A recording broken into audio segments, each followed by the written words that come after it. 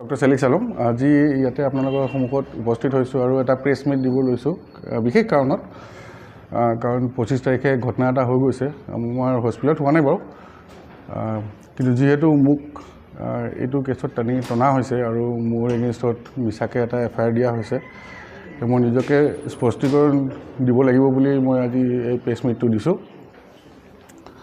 তো কথাটো হ'ল কুলসুমা খাতুন তেওঁৰ হাজবেণ্ডৰ নাম আব্দুল কৰিম নেকি তো মোক দেখুৱাই আছিলে সেইটো কোৱাৰ আগতে মই এটা কথা স্পষ্টীকৰণ কৰিছোঁ মোক দেখুৱাই আছিলে মানে আমাৰ অপিডিত দেখুৱাই আছিলে দেই খালি মোকে বুলি দেখুৱাব বুলি কথা নাই আমাৰ অল্টাৰনেট ডে অপিডি থাকে এদিন মোৰ থাকে এদিন ডক্টৰ ছাৰৰ থাকে যোনদিনাখন মই বহু মোক চাওঁ যোনদিনাখন ডক্টৰ ছাৰে দেখে ডক্টৰ ছাৰে চায় হয়তো মই দুই এবাৰ দেখাও কৰিছিলোঁ ট্ৰিটমেণ্ট পাই আছিলে তেওঁৰ ডেট ডিচেম্বৰত আছিলে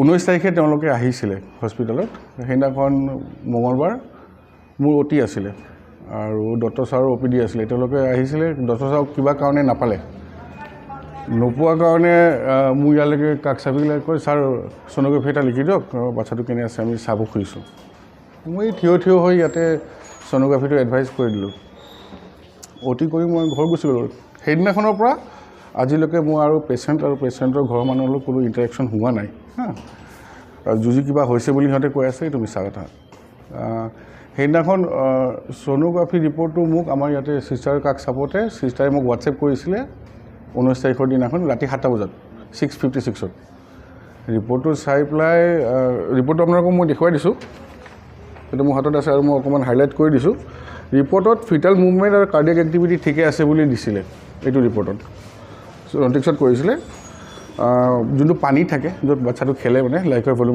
ভলিউমটো ঠিকে আছিলে অকণমান কমিছিলে যদিও কিন্তু ইমান কমা নাই যে মই চিজাৰিন কৰোঁ বা সেনেকুৱা কিবা এটা ইণ্ডিকেটেড নহয় 7.75 আছিলে নিয়মতে আমি 5 বা 6ৰ তলত আহিলেহে আমি চিজাৰিনৰ কথা চিন্তা কৰোঁ বাচ্চাটো যিহেতু নৰ্মেল আছে কাৰ্ডিয়াক এক্টিভিটি নৰ্মেল আছে পানীটোও ঠিকে আছে বাচ্চা বুকুত দপদপনি দি আছিলে 137 দিছিলে সেইটোও নৰ্মেল ৰেঞ্জত আছে 110 আৰু 160 মাজত থাকিব লাগে বাচ্চাটোৰ এষ্টিমেটেড ৱেইট দিছে 2 কেজি 283 গ্ৰাম 2283 গ্ৰামছ মানে মিনিমাম বাচ্চাটো মোটামুটি 2500 গ্ৰামৰ ওপৰত হ'ব লাগে বাচ্চাটো ৱেইটো হোৱা নাছিলে ঠিক আছে আৰু জেষ্টেশ্যনেল এজ দিছে 34 উইকছ বাচ্চা এটা পেটত থাকে 40 উইকছ সেইদিনাখনৰ মতে ছ'ন'গ্ৰাফি মতে 34 উইকছ আছিলে আৰু তেওঁৰ এষ্টিমেটেড ডেট আছিলে ডেলিভাৰী ডেট আছে 31 ডিচেম্বৰ বুলি দেখুৱাইছে 2024 চন এই ৰিপৰ্ট অনুসৰি মই ফোনত যি ট্ৰিটমেণ্ট দিব লাগে মই দি দিছোঁ হয়তো পানী আৰু কমি যাব পাৰে বুলি বাচ্চাটো সোনকালে মেচিয়ৰ হওক বুলি মই বেডনেছলো দিব দিছিলোঁ আৰু বিষ সোনকালে নাহক বুলি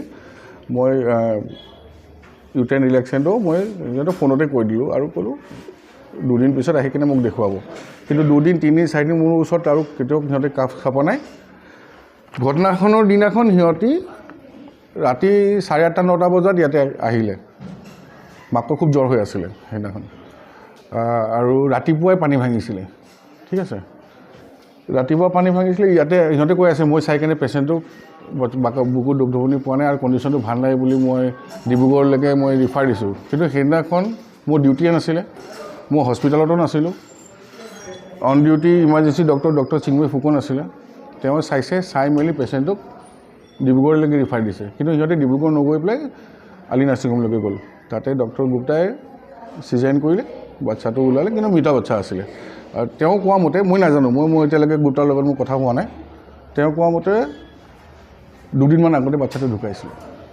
ঠিক আছে এতিয়া মই 19 তাৰিখেও মই পেচেণ্টটো চোৱা নাই খালি ছ'ন'গ্ৰাফি এটা এডভাইচ কৰি দিছোঁ ছ'ন'গ্ৰাফি ৰিপৰ্ট মোক যেতিয়া ৰাতি 7টা বজাত পঠিয়াইছে সেই হিচাপত মই যি ট্ৰিটমেণ্ট দিবলগীয়া আছে দিছোঁ তাতে ক'তো এই ৰিপৰ্ট মতে ক'তো চিজাৰিন কৰিব লাগিব বুলি লিখা নাই বা সেনেকুৱা কোনো ইণ্ডিকেশ্যনো নাই যে চিজাৰিন কৰিবই লাগিব মই 2 দিন পিছত মাতিছোঁ সিহঁতে অহা নাই এতিয়া 25 তাৰিখে বাচ্চাটো লৰচৰ যদি নাই কৰা বাচ্চাটো যদি 2 দিন আগৰ পৰা পেটত ঢুকাইছে মাকৰ যদি কণ্ডিশ্যনটো বেয়া আছে সেইটো মোৰ দুখ ক'ত আহিলে আৰু মোৰ এগেইনষ্টত যে মিছা এফআইআৰটো দিছে কি কাৰণে দিছে মই সেইটো কথা বুজি পোৱা নাই সেইটো মই স্পষ্টীকৰণ সিহঁতৰ পৰা বিচাৰিছোঁ আৰু কিছুমান পইণ্টছ সিহঁতে কৈছে মই এইটো ইয়াতেও মই লিখি আনিছোঁ সিহঁতে কৈছে মই চেৰিছলৈকে মই চেৰিছত মোৰ চেম্বাৰ আছে সেই বুলি মই চেৰিছত পঠোৱা নাই পেচেণ্টৰ লগত মোক কথাই পতা নাই না ফোনৰ যোগেৰে না সাক্ষাৎকাৰ হৈছে মোৰ একো হোৱা নাই তো মই সিহঁতক নাৰ্ছিং হোম পঠোৱা কোনো কথাই নহয় কোনো কথাই পতা নাই মই পেচেণ্টটো ডিব্ৰুগড় লিফাৰ মই কৰিছোঁ বুলি কৈছে, ময়ো কৰা নাই। সেইদিনাখন ডক্টৰ চিন্ময় ফুকন আছিলে ডিউটিত। পেচেণ্টৰ ঘৰৰ মানুহৰ লগত মই কোনো ধৰণৰ মৌখিক হওক, লিখিত হওক বা ফোনৰ যোগেদি কোনো কথা হোৱা নাই। আচ্ছা, আৰু সিহঁতে কৈছে মই ৰন্টিক্সত পঠিয়াইছোঁ বুলি। আমাৰ ইয়াতে যিমান পেচেণ্টবিলাক আহে চাইন নকৰিলে আমাৰ ইয়াতে ছ'ন'গ্ৰাফি নকৰে, কাৰণ বাহিৰৰ পৰাও আহি যায় ন, সেইকাৰণে আমি চাইন কৰিব লাগে। সিহঁতে ইয়াতে মোক চাইন বিচাৰি আহিছিলে, মই খালি চাইন কৰি পেলাই দিছিলোঁ সিহঁতক। চাইন কৰি পেলাই য'তে কৰক, ইয়াতে কৰক, বাহিৰত কৰক, মোৰ আপত্তি নাই। মোক ক'তো কৈও দিয়া নাই মই ৰন্টিক্সত যোৱা বা আমি ফ্ল'ৰত যোৱা বা চেইছত ক'তো কোৱা নাই। সিহঁতে নিজে য'ত গৈছে নিজে কৈছে। সেইদিনাখন ৰাতি মই আগতে কৈছোঁ বাচ্ছাটো ফিটাল মেচিউৰিটিৰ কাৰণে যি দিব লাগে বেটনেছল দিছিলোঁ আৰু বিষ নাহক বুলি সোনকালে টকলাইচিছ দিছিলোঁ মই। কথাটো এটা কুৱেশ্যন এটা আহে, ডেলিভাৰী কেতিয়া কৰিব লাগিছিলে? এটা ডেলিভাৰী নৰ্মেলি কৰক বা চিজাৰিন কৰক, আমি 37 উইক্সৰ আগত নকৰোঁ। মিনিমাম বাচ্চা মেচিয়ৰ হ'বলৈ 37 উইক্স লাগে। এতিয়া 34 উইক্সৰ যেতিয়া দেখুৱাইছে, তেনেহ'লে সেইটোত মইতো চিজাৰিন কৰাৰ কোনো কথা নাই, মইতো ৰখিবই লাগিব। কিবা কাৰণে মই চিজাৰিন কৰিলোঁ, তাতে এটা কুৱেশ্যন আহি যাব, আপুনি ইমান সোনকালে কেলৈ কৰিলে? সময় যেতিয়া আছিলে, আপুনি সময় থকা অৱস্থাত মাক ঠিক আছে, বাচ্চা ঠিক আছে, বাচ্চাৰ ৱেইটটো কম, আপুনি আগতে চিজাৰিন কৰি দিলে, বাচ্চাটো কিবা এটা হৈ গ'ল, তেতিয়াও মোৰ গাত আহি যাব। তো মইতো চিজাৰিন কৰিবৰ কাৰণে মোক এটা ইণ্ডিকেশ্যন এটা লাগিব, কাৰণ এটা লাগিব। তাতে মই কোনো কাৰণ দেখুওৱা নাছিলে কাৰণে মই কৰা নাই। আৰু মই পেচেণ্টক যেতিয়া এক্সামিনেই কৰা নাই, OPDত যি আহিছিলে OPDতে মই চাইছোঁ। 19 তাৰিখেও মই পেচেণ্টটো চোৱা নাই, 25 তাৰিখ মই নাছিলোঁৱে। তো মই পেচেণ্টৰ লগত বা আলম চাৰি ইমান দিনৰ পৰা চাই আছিলে বুলি ক'লেতো এইটো সঁচা নহয়। চাই আছিলোঁ, কিন্তু মোৰ কাৰণে বাচ্চাটো মৰা নাই। কথাটো সেইটোৱে। আৰু কথাটো এতিয়া আহিব, গুপ্তাই কোৱা মতে 2 দিন আগতে বাচ্চাটো মৰিছিলে। তো 2 দিন আগৰ পৰা মাকে কি কৰি আছিলে? মাকেতো মুভমেণ্ট পোৱা নাই। বাচ্চাৰ লৰচৰটো মাকৰ বাহিৰে কোনো ডক্টৰ ক'ব নোৱাৰে, নাৰ্ছো ক'ব নোৱাৰে, ঘৰৰ মানুহ হাজবেণ্ড কোনো ক'ব নোৱাৰে। বাচ্চাৰ মুভমেণ্ট মাকৰ বাহিৰে পৃথিৱীত কোনো ক'ব নোৱাৰে। 2 দিনৰ পৰা যি বাচ্চাটো লৰচৰ কৰা নাই, তেতিয়া তোমালোকেতো ডক্টৰ কাষ চাপিব লাগিছিলে নাই? ছাৰ বোলে বাচ্চাৰ মুভমেণ্ট কমি গ'লে ডক্টৰ কাষ চাপে, তুমিতো পোৱাই নাছিলা চাগে। বাৰু ঠিক আছে, কিবা কাৰণে তোমাৰ মিছ হৈ গ'ল। যোনদিনাখনৰ ঘটনা 25 তাৰিখৰ ঘটনা, সেইদিনাখন ৰাতিপুৱা পানী ভাঙিছে, ঠিক আছে? ৰাতিপুৱা পানী ভাঙিছে, ৰাতিপুৱাৰ পৰা বাচ্চাটো লৰচৰ কম কৰিছে বুলি কৈছে ইয়াতে। মানুহজনী জ্বৰ হৈ আছে পূৰা। কি কৰি আছিলে গোটেই দিনটো? গোটেই দিনটো তুমি ডক্টৰ ওচৰত নাহিলা, হস্পিটেল নাহিলা, চিধা ৰাতি 9টা বজাত তুমি আহিছা। তোমালোকে দেৰি কৰিবা, তোমালোকে কি নহয়, সজাগ নহয়, আৰু ডক্টৰক দুখ দিটো লাভ নাই। ইয়াতে মই OPDত কিমান পেচেণ্ট চাওঁ চবেই জানে। প্ৰত্যেকটো পেচেণ্টকে মই বোলে 34 উইক্স হৈছে, কালি পৰহি বাচ্চাটো মৰি যাব পাৰে, আজি মই চিজাৰিন কৰি দিওঁ বুলিতো মই কৰিব নোৱাৰোঁ। কোনে কৰিব? কোন ডক্টৰে কৰিব? এইটো এটা কাৰণ লাগিব ন, যে চিজাৰিন কৰিবলৈ। কাৰণ দেখা নাই মই চিজাৰিন কৰা নাই, কথাটো সেইটোৱে। সেই বুলি বাচ্চাটো মৰাৰ পিছত কেলেই অমুক তাৰিখে চিজাৰিন নকৰিলে বুলি ক'লেতো নহ'ব। সেইখিনি কথাই মই ক'ব খুজিছোঁ। আৰু মোৰ খুব বেয়া লাগিছে, কাৰণ ইয়াতে মই যিমান পেচেণ্ট চাওঁ কোনো নাচায়। দিন ৰাতি মই প্ৰশ্ন ল'ম বাৰু।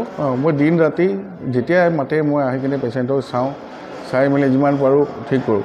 কাটচিত কোনোবা এটা কেছ বেয়া হ'ব পাৰে, কিন্তু সদায় যে বেয়া হ'লে যে আপুনি, মই বুলি নহয়, যিকোনো ডক্টৰক যে আপুনি টানিব বা FIR দিব, সেইটো কথা নহয় নহয়।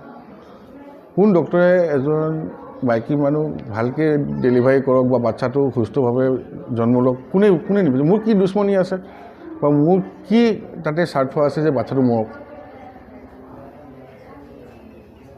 এনেকৈ ডক্টৰ এতিয়া সেইবিলাক FIR দিছে বা এইবিলাক মিডিয়াত সিহঁতে ওলাইছে, মোৰ কি মানহানি হোৱা নাই? মইতো এতিয়া মানহানি কৰিম সিহঁতৰ ওপৰত, কৰিবই লাগিব, মোৰ উপায় নাই। মই দুখিত, সিহঁতে নিজৰ বাচ্চা হেৰুৱাইছে, কিন্তু সিহঁতে নিজৰ দুখত হেৰুৱাইছে, ডক্টৰক দুখ দি লাভ নাই। আৰু নিজৰ দুখ বুলিও নহয়, সিহঁতে অলপ সজাগ হ'লে হয়তো বাচ্চাটো সোনকালে কাষ চাপিলে কিবা এটা আমি ব্যৱস্থা ল'লোহেঁতেন। কাষেই চাপা নাই, 3 দিন পিছত আহিছে, ৰাতিপুৱা পানী ভাঙিছে, ৰাতি আহিছে। তহঁতে দেৰি কৰিবি, ডক্টৰক দুখ দিটো লাভ নাই, হয় নাই? সেইটো কথাখিনিয়ে মই স্পষ্টীকৰণ দিব খুজিছিলোঁ। বাকী আপোনালোকে কিবা যদি সুধিব খোজে সুধিব পাৰে। এবাৰ কৈ দিলোঁ, আকৌ এবাৰ কৈ দিছোঁ মই। চ' ছ'ন'গ্ৰাফী মোৰ অ' পি ডি নাছিলে সাধাৰণতে অ' পি ডিত আহি কিনে দেখুৱাই অ' পি ডিৰ পৰা ছ'ন'গ্ৰাফী বা পেচেণ্টক এক্সামিন কৰি কিনে এডভাইচ কৰে সেইদিনাখন ডক্টৰ ছাৰক নাপালে ডক্টৰ ছাৰৰ অ' পি ডি আছিলে মোৰ অ' টি আছিলে মই কিবা কাৰণে অ' টিৰ বাহিৰত আহিলোঁ মই মোক পাই কিনে ছাৰ বুলি ছ'ন'গ্ৰাফীটো লিখি দিয়ক আমি ছ'ন'গ্ৰাফী কৰাই চাওঁ মই থিয় হৈ তাতে ছ'ন'গ্ৰাফী খালি এডভাইচ কৰোঁ তাতে কোনো ট্ৰিটমেণ্টো লিখা নাই মই পেচেণ্টক মই চোৱাই নাই ছ'ন'গ্ৰাফী কৰিব কাৰণে আৰু পেচেণ্ট চাব নালাগে ন তই ছ'ন'গ্ৰাফী কৰিব বিচাৰিছে কৰি ল ছ'ন'গ্ৰাফী লিখি পেলাই মই দি দিলোঁ সেই ছ'ন'গ্ৰাফী ৰিপৰ্টটো আপোনাক আপুনি কপিটো নাপালে ন 2 নম্বৰ পইণ্ট যোনটো হাইলাইট কৰিছোঁ এক এমনিয়টিক ফ্লুইড ইংলিছ যোনটো আমি পানী কিমান আছে নাই সেইটো আমি কেনেকৈ জোখোঁ 4টা কোৱাড্ৰেণ্টত আমি কিমান চেণ্টিমিটাৰ পানী আছে জুখি পেলাই প্লাছ কৰোঁ সেইটো মিনিমাম 5 চেণ্টিমিটাৰ হ'ব লাগিব